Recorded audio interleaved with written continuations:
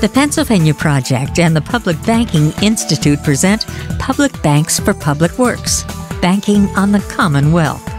This program was presented on October 18, 2014 at the Quaker Friends Center in Philadelphia, PA, as part of the East Coast National Symposium on Public Banks.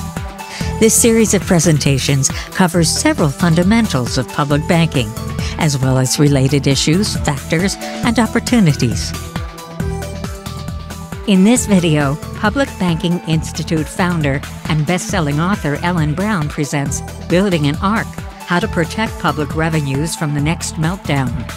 The session is introduced by PBI and Pennsylvania Board Director Walt McCree.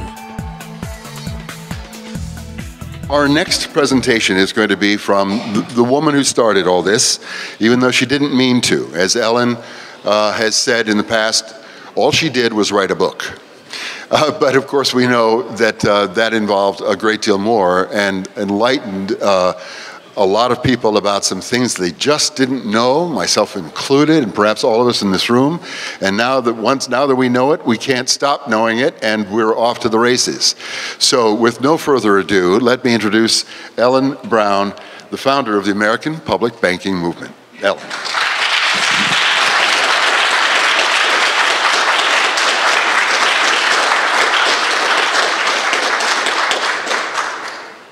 Thanks, Walt. So it's great to be here again in the Friends Center, which is the home of the Quakers, who were the original founders of what I would consider the best public banking model in the U.S., before it was the U.S., in Benjamin Franklin's colony of Pennsylvania. So that's what we want to get back to, a public bank that's there to serve the public interest. It was suggested that I start out by saying how I got into writing about public banking and how this whole movement got started. So I always wanted to write the great American nonfiction. My first degree was in English from Berkeley. I paid nothing for tuition in the 1960s. So tuition was free. I went through 4 years of college, including a year abroad in England, including travel in the summer, including my travel over there and back, and all my lodging for $6,000. That was my total bill for college in the 60s.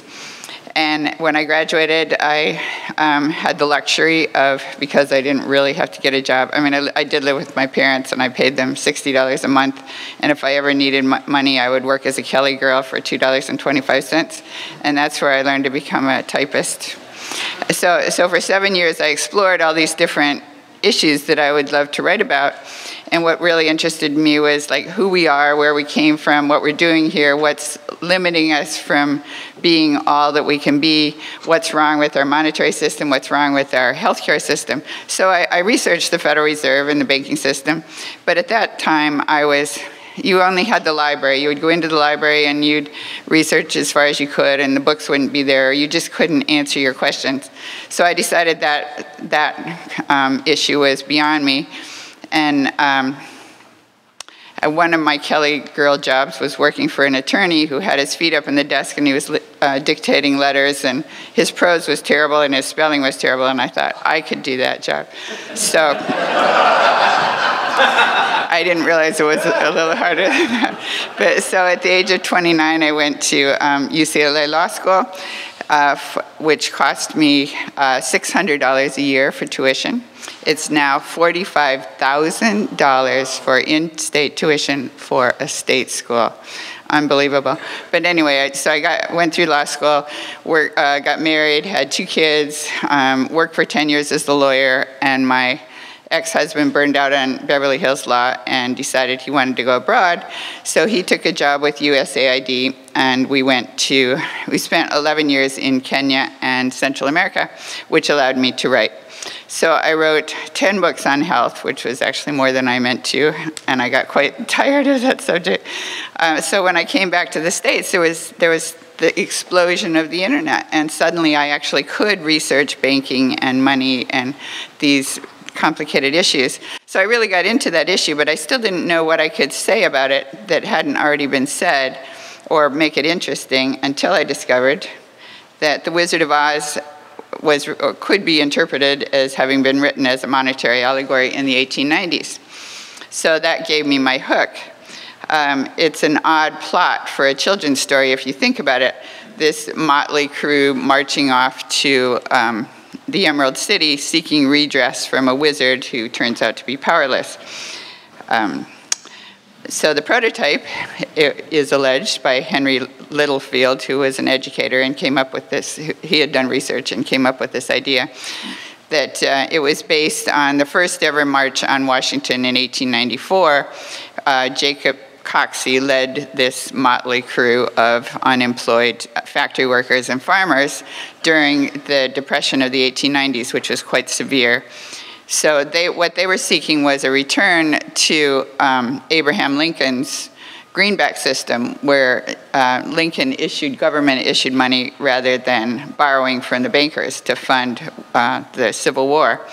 And so basically he was returning to the system of the American colonists who could just issue their own money, and that's what the Pennsylvanians did when they had their first land banks. So they issued the money as paper scrip, spent some of it on the government budget, and lent the major portion of it into the economy to the farmers at 5% interest. So then the money was out there to cover the interest, so it all came back as principal and interest. They could spend and lend it again over and over. It was a totally sustainable system. During the time that that system was in place, they paid no taxes except an excise tax on liquor, which was more of a penalty tax. They had no government debt, and prices did not inflate. So it was a quite sustainable system. It didn't end because it was unsustainable, but because King George forbade the colonists to issue their own money. And according to some authorities, that was a major cause of the American Revolution, which we won the revolution, but we lost the power to issue our own money for complicated reasons, which I have written in Web of Debt.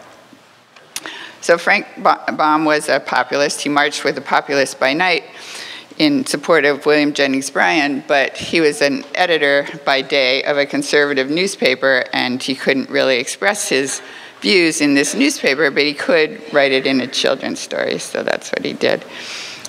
Jacob Coxey, the leader of the Coxey's army, was seeking $500 million in legal tender issued by the government to build roads, and then to allow state and local governments to borrow from the federal government, which would issue these greenbacks. So it was a system that we really should have, he was 100 years ahead of his time, or we're 100 years behind the times.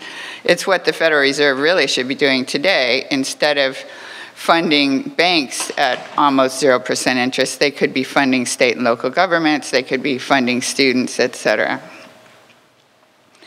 But Coxey's army was turned away at the Capitol steps, and so was Dorothy and her friends. The wizard turned out to be a little man behind a curtain who was manipulating knobs and levers and such. But Frank Baum was not just a populist, he was also a theosophist. This was something new that had come to the US in the 1890s. It was Madame Blavatsky and Annie Besant, and so I used to study that stuff too in my 20s. I thought that was cool. So it was Indian religion imported, so it was kind of westernized Indian religion. And a basic tenet of theosophy was that what we know as reality is an illusion, or you create your own reality, or you are what you believe. That we are trapped in an illusion of scarcity, an illusion that we have to use this money that's created by banks. 97% of our money supply, it turns out, is actually created by banks. But we don't. We can create our own money. We can have it all. We can have a good Social Security. We could have medical care covered. We could have free education all the way through college. And we could do it by issuing our own money and owning our own banks and issuing our own credit through our own banks. So that was my hook, and that was so I wrote Web of Debt and published it in 2007. And in it, I predicted, more or less, that this whole system was unsustainable and that it was heading for collapse. So then it did collapse, so that gave me a certain amount of I got a fair amount of leverage out of that. I started writing articles. And I knew from attending some money reform conferences that North Dakota was the only state that had its own bank. And so I was watching that state to see what happened. And at first there were 4 states that were in the black, and then there were 3, and then there were 2, and then there was 1. So I started writing about it and lecturing about it. That was in the spring of 2009, so it was actually before the oil boom. But a big objection that people would raise was that North Dakota has oil. So that's why I researched public banks globally and historically and wrote The Public Bank Solution as a sequel. But anyway, North Dakota also not only was the only state that escaped the credit crisis, but they have the lowest unemployment rate in the country, still do, lowest foreclosure rate on, or one of the lowest foreclosure rates, and the lowest default rate on credit card debt. So I researched globally public banks, and to my own surprise, 40% of banks globally are publicly owned. It's not something you learn in school. It turns out they're largely in the BRIC countries, Brazil, Russia, India, and China, which houses 40% of the global population. And those countries also escaped the credit crisis, at least initially. Of course, everybody's kind of been dragged down by it now.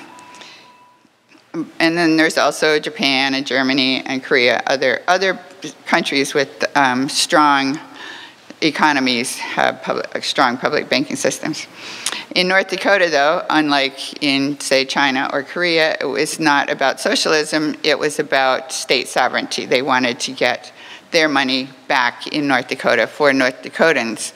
This was at a time when the farmers were losing their farms to the Wall Street bankers. North Dakota, of course, is a very conservative state, and there's a movie about this called Northern Lights, where these farmers were Swedish and Norwegian farmers and barely spoke English, and they weren't going to have anything to do with any kind of socialist movement. But when they found out that the banks were actually taking their farms unfairly, the bank was connected to the railroad, was connected to the granary, it was all one cartel. And the granary wasn't taking their grain, although it was good grain. And so when they realized that there was an actual effort to get their farms unfairly, then they did band together and created a huge movement, had a landslide, and won an election under the name of the Nonpartisan League, neither left nor right, and got their bank started. I like this little picture on the left. It was Seattle actually did it first. Seattle formed their own port in order to escape this railroad system, where normally you would have to sell your grain to the Wall Street granary, the Rockefeller granary, and it would go through the railroad to be distributed. So Seattle formed their own publicly owned granary and their own publicly owned port and got their grain out that way. So the North Dakotans followed suit and set up their own granary and their own bank, and it's been going strong ever since. I mean, it had problems in the beginning getting capitalized, because they capitalized it with a bond issue. So they were trying to get their competitor banks to put up the money to fund their competitors. So that was a challenge, but they did manage to get it funded just as they got voted out of office, but then later they got voted back in. So the Bank of North Dakota model is that by law, all of the state's revenues are deposited in the bank. So they have a huge deposit base. And it was set up as a DBA of the state. So it was set up as North Dakota doing business as the Bank of North Dakota. So technically, all of the assets of the state are also assets of the bank. So it's got a huge capital base, a huge deposit base, and it can direct that, it can leverage that credit into the local economy for local purposes. They don't compete with the local banks, they partner with the local banks. In fact, we have a retired Bank of North Dakota man on our advisory board, and he said, if you are planning to set up public banks, don't try to compete with your local banks. You want them as on your side. So and this also helps the Bank of North Dakota, because they don't have to go out there and solicit loans. They do make some direct loans, but most of their loans are in partnership with the local bank, which acts sort of as the front office, and then goes out and solicits the loans, checks creditworthiness, et cetera, does all the check clearing and all the things that you normally do at the bank. And the Bank of North Dakota just provides the funds. Like, they might provide 90% of a loan that the local bank had negotiated, but it might be, say, for some sort of public project that Wall Street has no interest in funding, and the local bank is not big enough to fund by itself. So then you get all these public projects funded that otherwise just wouldn't be funded. And you get, low interest student loans, and they make 1% loans to startup farmers, et cetera. So it's very good for the local community. So besides what you actually literally saved, like by saving on your interest rate, there are all these ripple effects through the community where you're getting businesses going again, and then those businesses pay more taxes and hire more people, and then those people pay more taxes. So it leavens through the system like a loaf of bread, and just lifts, a rising tide actually lifts all boats in North Dakota. So through that system, they have managed to return in the last decade $40 million annually to the general fund, to the state, which is their only shareholder, which is a lot of money considering that North Dakota is only, I think it's 1/14 the size of LA County, or something like 640,000 people. And they have a return on equity of between 17 and 26%. Among other perks, in California recently, Governor Jerry Brown has proposed a constitutional amendment that any excess monies that we get in for revenues, instead of using that money to rebuild, rehire those teachers, rebuild the roads, restore all those services that were slashed in order to balance the budget, he wants them to go, constitutionally, they'd be required to go into a rainy day fund to protect against the next time we have a Wall Street crisis. So that money's going to go to Wall Street instead of going to California. In North Dakota, they haven't even gone over budget since 2001, but when they did, all they did was issue an extra dividend through their state-owned bank, and that was enough to tide them over. They didn't go into debt, and the next year they were back on track. And that is what Wall Street banks do. They don't have rainy day funds. They borrow from each other at 0.25%. That's the Fed funds rate. So that's what we want to do. We want that perk of being able to borrow very cheaply and not have to stash away all this money. I know in California, something like $600 billion is, well, including the $400 billion in the pension funds. There's $600 billion around the state that's just invested, most of it at very low interest, and it's just sitting there in these slush funds or rainy day funds, and that money could be used without spending it. What you're doing is you're putting it in the bank, and then you, if it's capital, you leverage it into loans. If it's deposit, so you use that money to clear the loans, but the deposits are still in the bank. In fact, money reformers have been saying that for years, that banks don't lend their deposits, and there's always a big debate about that. But the Bank of England just came out recently in their spring quarterly report and said, contrary to popular beliefs, banks do not lend their deposits. What they do is to create deposits when they make loans. And then they, well, I'll get to that in a minute. So besides that, in North Dakota, they have prompt, efficient disaster relief. For example, there was this case in 1997 of the Grand Forks flood, which was a huge flood, the biggest in the country before the New Orleans flood.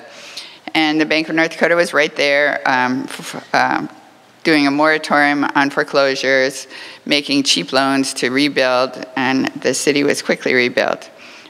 They have a mandate to serve the public, and that's what they do. And what I think is one of the major perks is that you can save 40 to 50% on the cost of infrastructure. In California, we're looking at $700 billion in infrastructure that's needed in the next decade, and we don't have the money for it. And by the time you add in interest, it's going to be double that. These figures came from Margaret Kennedy, who is a German researcher who passed away recently.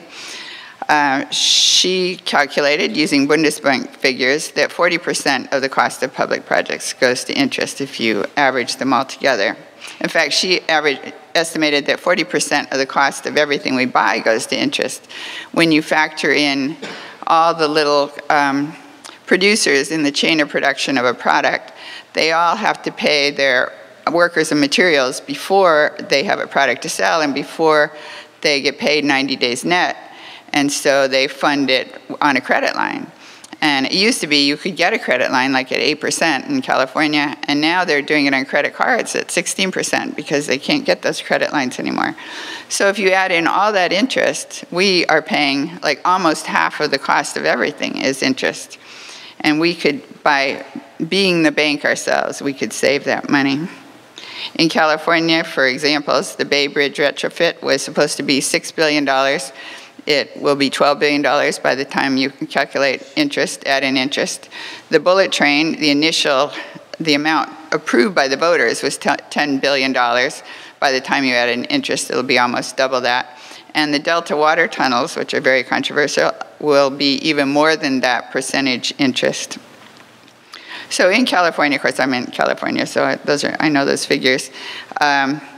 If we had been borrowing from our own bank all along, we could have been $72 billion richer. That's what we owe on our general obligation revenue and other bonds as of 2013 in interest. So you can see that we could have been well in the black as we were in the 60s, for example, when I went to Berkeley, if we were borrowing from our own bank all along as on the North Dakota model.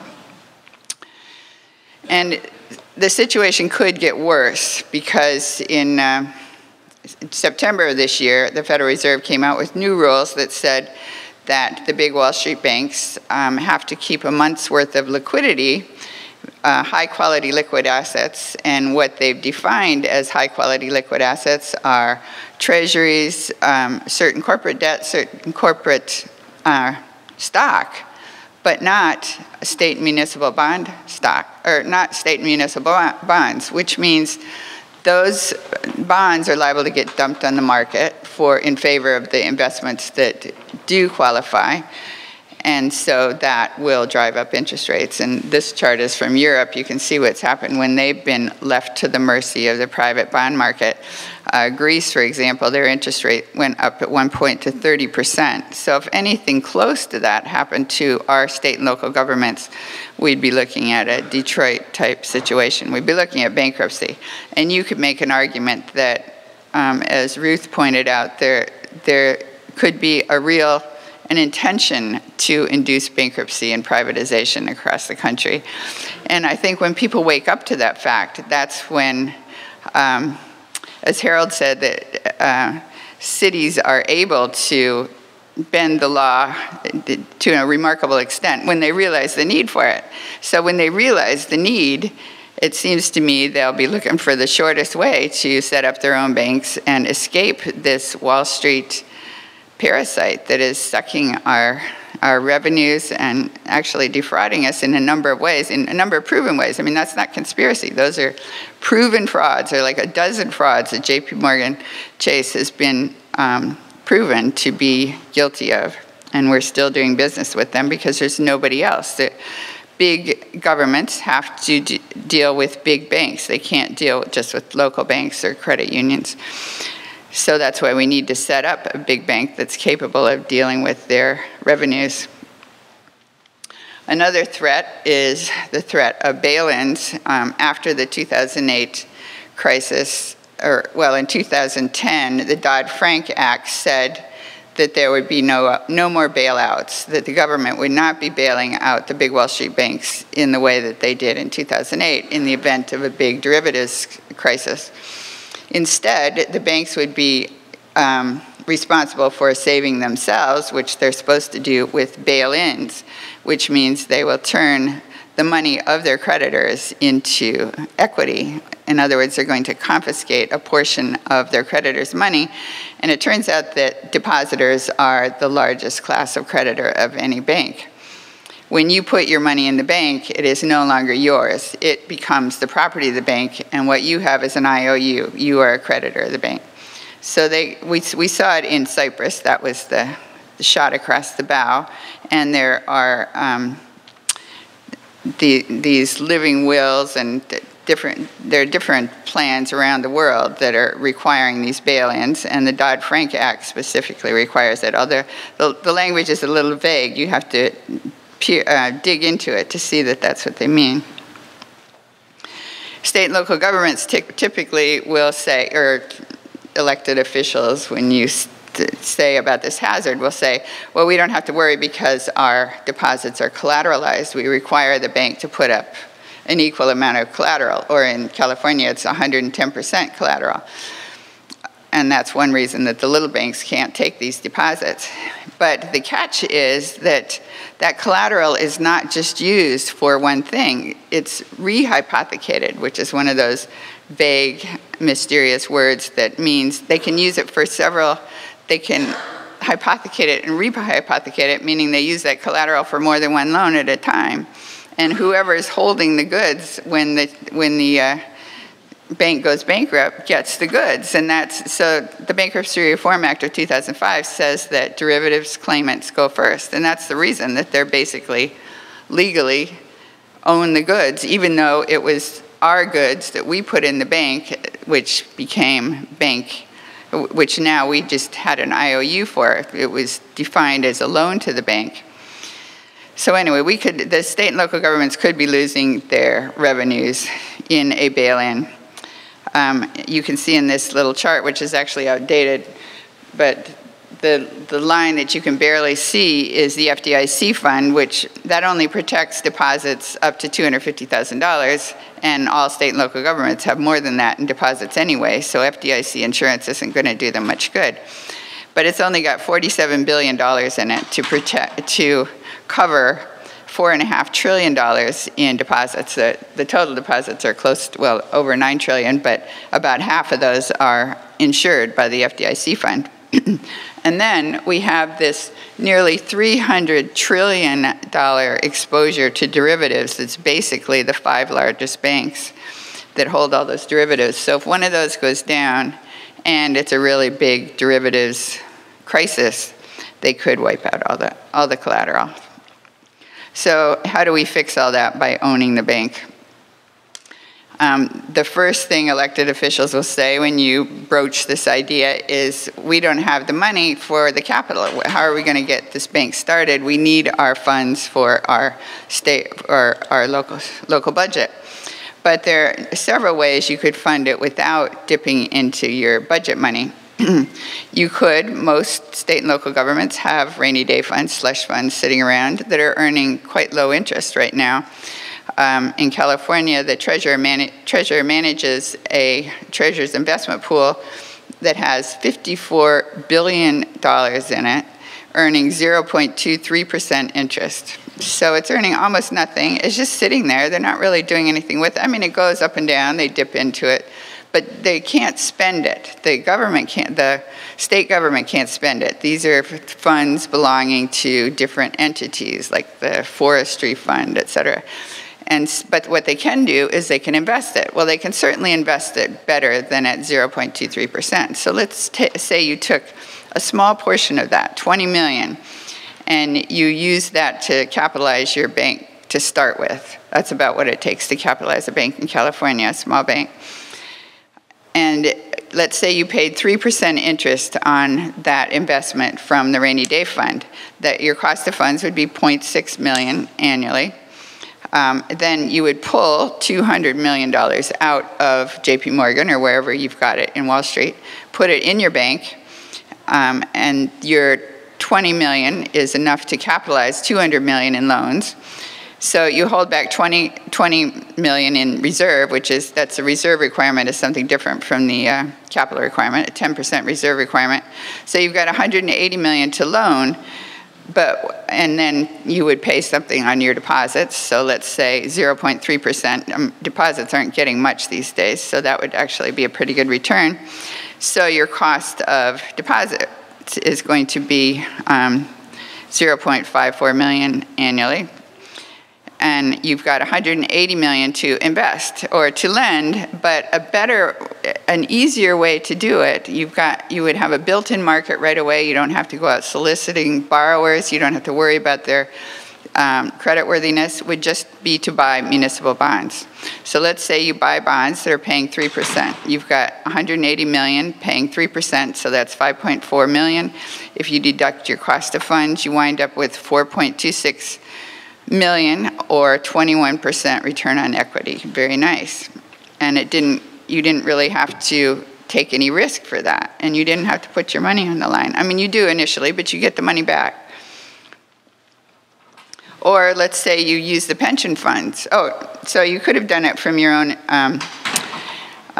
slush fund, or you could do it with a bond issue. Say you're paying 3% on your bond issue, and it would come out the same.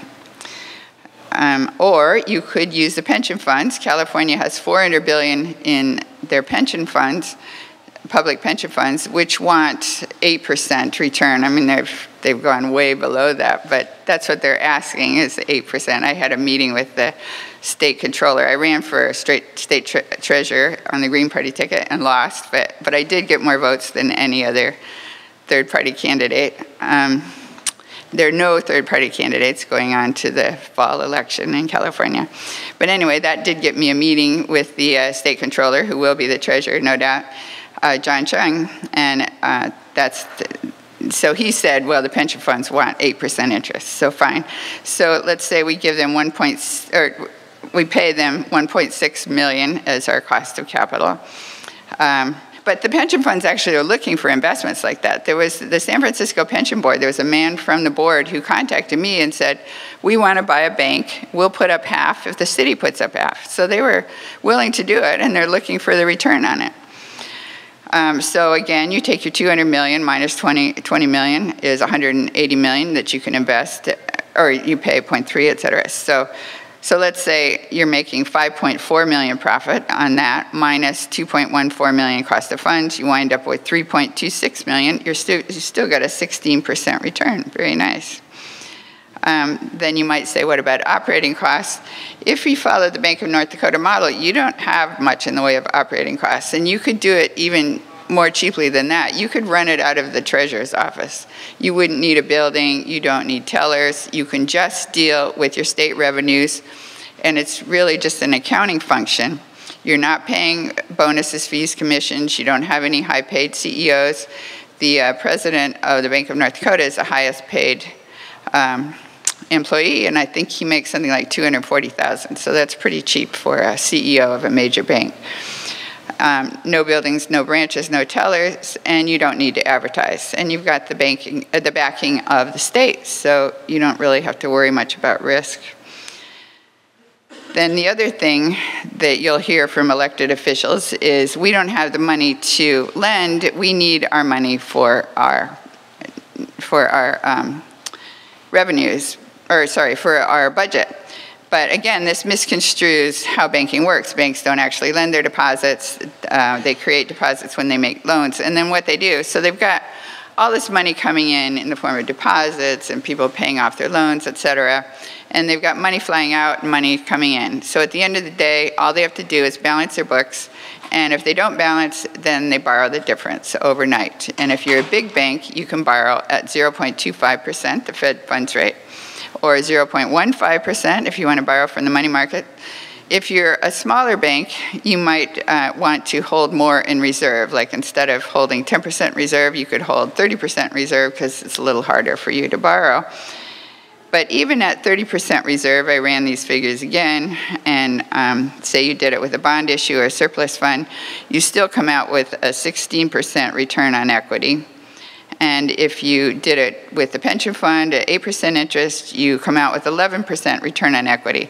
So you still have a really nice return on equity. So basically what you're doing is using leverage. You're leveraging your capital into many times that sum in loans, which are then you can pay back the cost of your capital for one little portion of all that money you just made, and all the rest you keep as profit. That's what banks do, and that's the perk that we want. globally, banking crises like the 1997-98 crisis and the 2008 crisis have made public banking much more popular. They used to be the black sheep of the banking business because they weren't really trying to make profits, and they made loans to small business, et cetera, which weren't particularly profitable. But now that depositors have seen that they're much safer, they're protected by the government, they're flooding back into the public banks. The public banks lend countercyclically, so when the big banks are pulling back their loans, the public banks are making more loans. They have a mandate to make more loans. And you could see that particularly in China, where after 2008, they were out there making loans to every sort of business in sight. And then there's this rumor, or it is alleged, that the Chinese banks are have a lot of non-performing loans. Well, I actually saw a little. It was an interview of one of their bankers, a woman, Chinese banker, and she said, this is to comply with the World Trade Organization requirements. They said, well, if they want us to call them non-performing loans, we'll call them non-performing loans, but we're not going to change our practices. So basically what they're doing is they just issue the money. They are the government. They basically do the greenback system, or the system of the American colonists in Pennsylvania. They issue the money themselves. They make loans to all sorts of potentially profitable businesses, and particularly they want to support their exports against us. So they're competing against us using different tools.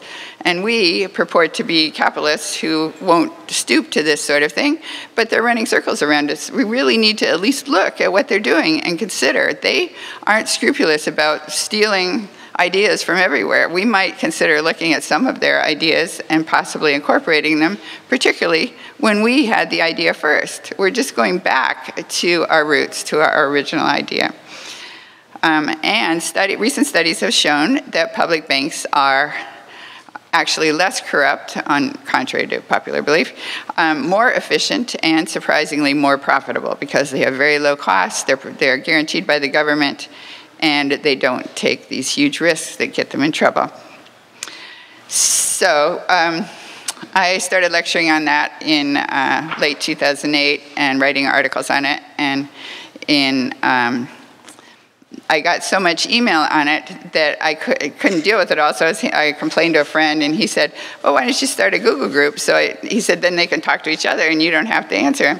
So I did. So I did, and we got a lot of discussion going, and there were like 200 members, and we wound up with some real heavy hitters in our group that really knew a lot of stuff that I didn't know. So we got all this feedback, and after a couple of years, we felt like we were experts, and it was time to go out there and take action. So we formed the Public Banking Institute, and in early 2011, and pretty soon we had 20 states that had bills. They would introduce bills of one sort or another for publicly owned banks. And we didn't do it. I mean, they just kind of popped up. It was just like this whole sort of percolating of an idea. I mean, I wrote articles and over and over and over. I continually write articles. But now, as I guess Mike said, that we've got we had all these bills, but they seem to not actually get passed. The one that got the farthest was California's, which passed both houses of the legislature, and Jerry Brown wouldn't sign it. He said it was a bill for a feasibility study, and he said, we don't need another committee. We've got lots of committees. We've got our banking committee. We can do this in-house. And that was 2 years ago, and they haven't done it. So we need to push them through. I mean, the door has been opened, and we need to push through. But where there is action is on the city and county level, and this list, which includes Philadelphia, is just some of the places where we have hot interest. The door is open. We need to push through this.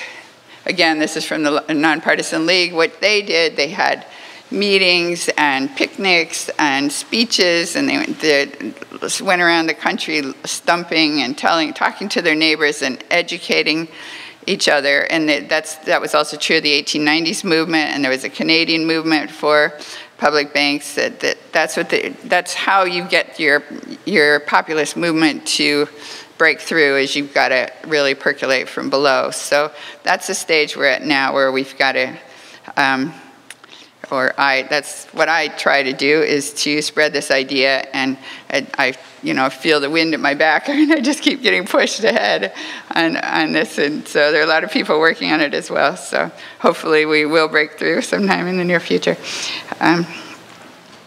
So that's all I got. These are my 2 books. The Public Bank Solution, if you're interested, there are a few back there for sale. And my website is ellenbrown.com. I have over 200 articles on it on this subject, and the Public Banking Institute website is publicbankinginstitute.org. Thank you very much.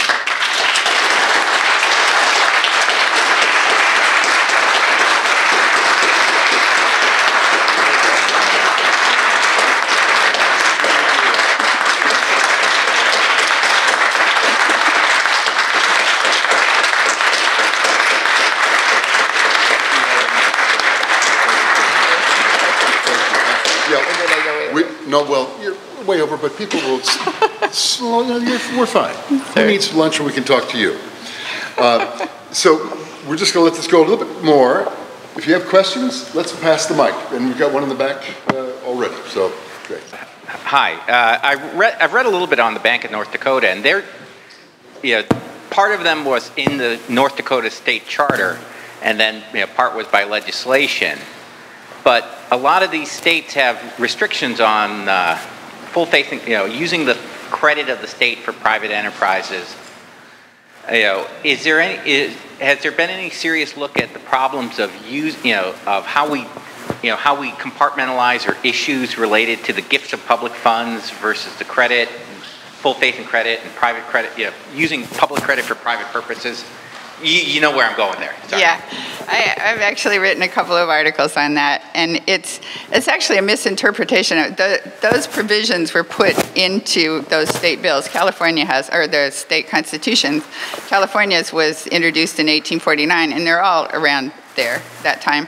And that was when the issue was whether states had the power to issue their own money. So these were called bills of credit. I mean, they were issued as the state issuing its own credit. So basically, the constitutional issue at that time was that only the federal government could issue government credit, and the states couldn't do it. But when you're setting up your own bank, you're not funding a private entity. You're just depositing your money in a bank. It happens to be publicly owned, but we already deposit our money in JP Morgan. So if it's unconstitutional to put our money in our public bank, it must be unconstitutional for us to put it in a private bank, which then goes ahead and lends the money somewhere else. Well, there are a number of, you can also argue there are such things as infrastructure banks, where they say California has one, it says right on the website that what they do is they lend the credit of the state. So why is that not a violation of that constitutional provision? I think that's just one of those things, that some banker found and decided that was a good argument to block our public banks. Val? Hold on for a second. Ellen, thank you for your speech. With 40%, with is this on? Okay, with 40% of the banks in the whole world, on the whole planet, publicly owned banks, why are we in such a mess? Well, I've written 2 books on that, but it's probably too hard to explain in a short time. But there have been, like the Commonwealth Bank of Australia is my favorite model. They had the first publicly owned central bank that broke away from the Bank of England. And they funded roads and bridges, and the head of the bank, when the other bankers said, you'll need to borrow from us to capitalize your bank, he said, no, I think we're just going to lend the credit of the country, because he knew how banks worked, and he knew that banks just lent extended bank credit. So that's what they did with their bank. And they funded World War I, their participation in World War I with that bank. But he made the mistake of going to England and bragging about it, that we don't need to borrow from the Bank of England. We're the City of London. We're totally we create our own credit, and we've done all these wonderful things. He had a heart attack shortly thereafter, and then the new model, the bankers actually got together and came up with this idea of the central bank system, where it would be a pyramid under, the Bank of England would be at the top of the pyramid, and you would have all these privately either owned or manipulated central banks, which would be run by a board of directors, and the board of directors would basically be responding to the input of the Bank of England. So that eventually evolved into the Bank for International Settlements when England could no longer maintain this structure itself. And after World War I, they became so broke that then they needed the Americans and the French and the Germans, and so there were 4 big bankers that formed the Bank of International Settlements, and then there were still other central banks that broke away, like New Zealand and Canada just funded their own infrastructure just by issuing credit for many years, very successfully, and things were working great until Nixon took the dollar off the gold standard, and then the dollar started plunging, and Kissinger met with the OPEC nations secretly and devised this plan where they would require that Henry Kissinger said, "We are going to make you very rich." This is according to Bill Engdahl, who actually had good authority for it. "We are going to make you very rich. We are going to quadruple the cost of oil. But in return, you will sell your oil only in US dollars, and you will put your dollars in our Wall Street and London banks, and we will protect you militarily." So that was the deal, and then everybody had to buy their oil in dollars, and all these little countries that were doing fine, like Costa Rica had this brilliant public banking system, but they didn't have the dollars they needed to buy the oil they needed when the price of oil quadrupled. So they had to borrow from the international banking system, and then those loans got refinanced through the IMF, and once you borrow from the IMF, then you're subject to all these austerity measures, or all these conditionalities on your loan, which means you have to do all these things that,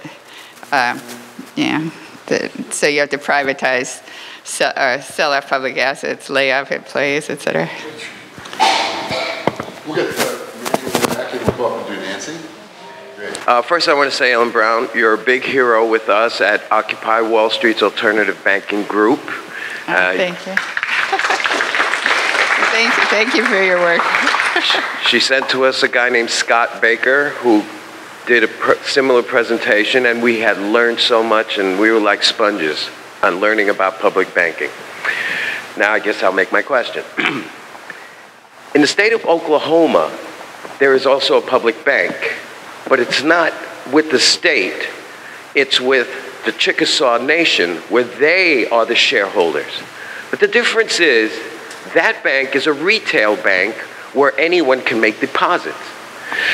Whereas in New York State, we don't have as many community banks as they do have here in Philadelphia. Anywhere you go, it's one of the too big to fail banks.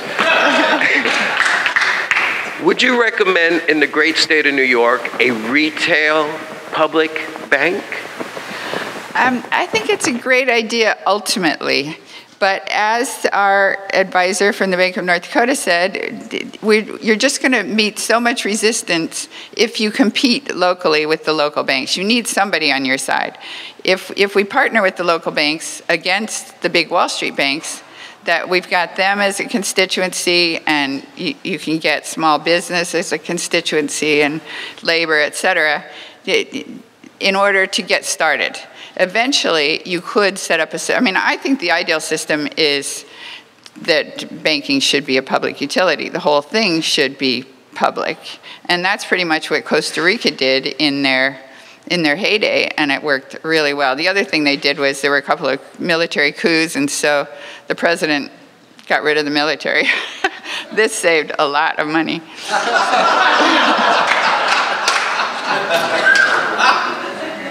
In the city of Boston, among I think 50 other municipalities, there's now an ordinance which is supposed to go into effect in 2015 to require any bank that's a city depository to meet certain loan criteria for, like, say, mortgage loans and small business loans. And currently the City of Boston banks with Bank of America, and it banks with U.S. Trust, a subsidiary of Bank of America, and with Citizens Bank, a subsidiary of Royal Bank of Scotland, which I think they may have just sold off. So you were saying, as part of a strategy, don't compete. However, if the community banks really want to be city depositories because it'll bring them a lot of cash, how would you respond to that requirement, pushing them to be a competitor with a city-owned bank? But do they really want to be depositories? I've talked to some small bankers, and they say they can't take those deposits. They need to put up the collateral. It doesn't help them any, because if you have to put up as much collateral as you've taken in as deposits, you can't lend that stuff out. Whereas it does serve the Wall Street banks, because they've already got all these treasuries that they, the quantitative easing, et cetera, they've got all this stuff sitting on their books, and then they rehypothecate it. They actually use it as the collateral for their own loans, where they buy stocks and ports and all those things that banks shouldn't be doing, but they've managed to do sort of off balance sheet. One more, let's take one more. Clark, you still went down at the end. My understanding is that the Bank of England was nationalized at some point not too long ago. Does that make it a public bank, or how do you see that? I think it was nationalized in 1946. Okay. But it's not really. You could say the Federal Reserve is a federal agency, but it's not really. It totally is. They're called independent. The central banks are supposed to be independent of government, but they're not independent of anybody. They listen to somebody, so they're marching to the tune of the City of London in England, and always have been. England, or excuse me, the United Kingdom does not appoint their board of directors, even though they're officially nationalized. There's a banking board, I believe. I think they do, and there is that potential. That there's the positive money movement in England, and what? The positive money movement, and Martin Wolf. Yeah, Martin Wolf recently came out in favor of that whole approach, and he was saying that the Treasury could, or the positive money people are saying that the Treasury should be the banker for everybody. Basically, that you don't need the middleman, or that the middleman would just be there to clear checks, et cetera. They'd just be sort of service people for the big public bank, which I think is great. It's great that they've come around to that approach, and you could use the current setup of the Treasury for that. But under the, if I can remember what it is, the 1974 Basel Committee, the deal was that you were supposed to use your bank to, now I've forgotten, sorry. But anyway, there's this practice of the central banks to maintain the stability of the currency. That's what it was. They're supposed to maintain the stability of the currency, which basically means they're serving the banks, because they don't want extra money out there, which means that the governments aren't supposed to be issuing money. As long as you keep a tight money supply, then people have to borrow. So it helps the banking business. So you're saying basically that they'd have to exit the Bank of International Settlements in order to really do it right. That was it was supposedly just a guideline, but so that's the thing. It's the same deal where if they want to do it, they could do it. They've already got basically what is a public bank set up there, a public banking system, and so do we.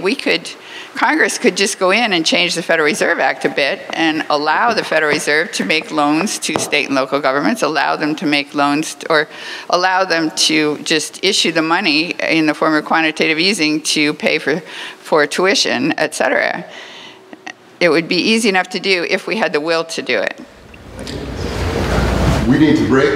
Ellen will be around this afternoon. Happy to talk to you at any point, I'm sure. I want to let you know that Ellen has got a great blog, ellenbrown.com. There's an ongoing conversation.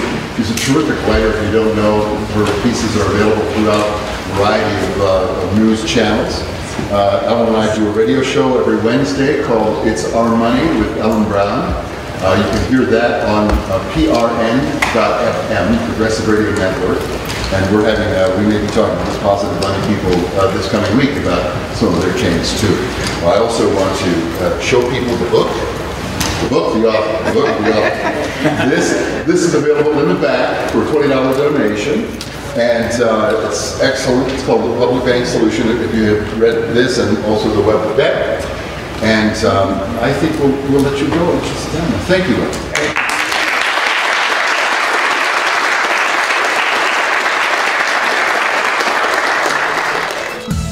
Thank you for joining us for this presentation from the East Coast Public Banking Symposium, Public Banks for Public Works, Banking on the Commonwealth, held in Philadelphia's historic Friends Center Meeting House.